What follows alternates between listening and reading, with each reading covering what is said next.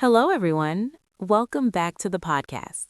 Today, we're going to explore one of the most complex and sensitive topics in global politics, the ongoing tensions between Iran, United States, and Israel.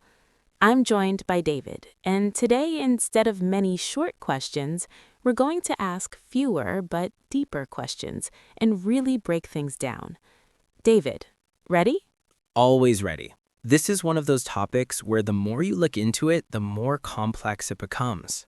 Let's start simple but deep. Why is the relationship between these three so tense today? The tension is the result of layered history, ideology, and strategic interests. First, between Iran and the United States, the relationship changed dramatically after the 1979 revolution. Before that, they were allies. After that, they became rivals. Events like the hostage crisis created long-term distrust. Second, between Iran and Israel, the conflict is both political and strategic. Iran does not recognize Israel, and Israel sees Iran as a major threat, especially due to its regional influence and military capabilities. But today's tension is not just about history, it's about current power balance. Iran has influence in places like Syria and Lebanon. The United States supports regional allies. Israel focuses on security and prevention of threats. So the tension is like a system. Each move by one side creates a reaction from the others. How would you describe the current situation in one sentence? A controlled conflict that could become uncontrolled if miscalculated.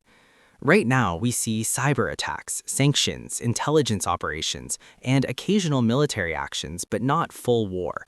For example, Israel has carried out targeted strikes in Syria against groups linked to Iran. The United States has imposed sanctions on Iran's economy. Iran, in response, has shown its influence through regional networks.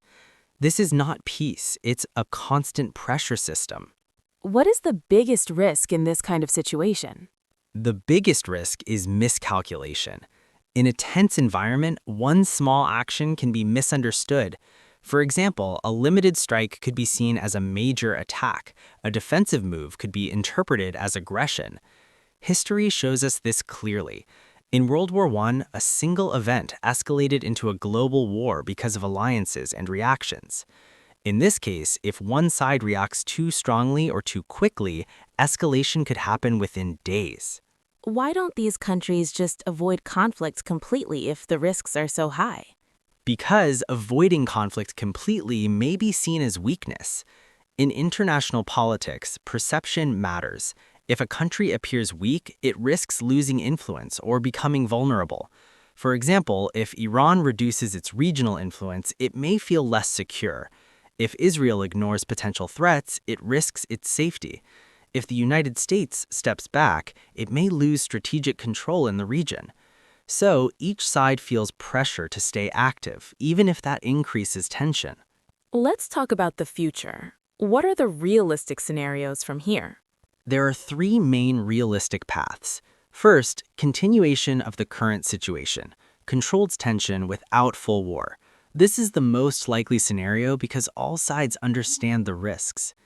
Second, periodic escalation, short conflicts like strikes or confrontations, followed by de-escalation. Third, large-scale war. This is the least likely but the most dangerous. The key factor is triggers. A major event like a direct attack on a key target could push the situation into full conflict. If a large-scale war happens, what would it actually look like? It would be fast, complex, and widespread. This would not be a simple battlefield war. Missiles could be used across long distances. Military bases across the Middle East could be targeted. Naval routes like the Persian Gulf could become unsafe. Cyber warfare could disrupt infrastructure. For example, oil facilities in the region could be targeted, which would affect global energy supply immediately. And within a short time, other countries could become involved directly or indirectly. What would be the impact on ordinary people? This is where the real cost is. Inside the countries involved, economic collapse or severe pressure, rising unemployment, shortages of food, fuel, and medicine, damage to infrastructure. Outside the region, oil prices would increase globally, inflation would rise, supply chains would be disrupted. For example, during past conflicts in the Middle East, oil prices affected economies worldwide. A larger war would have an even bigger impact.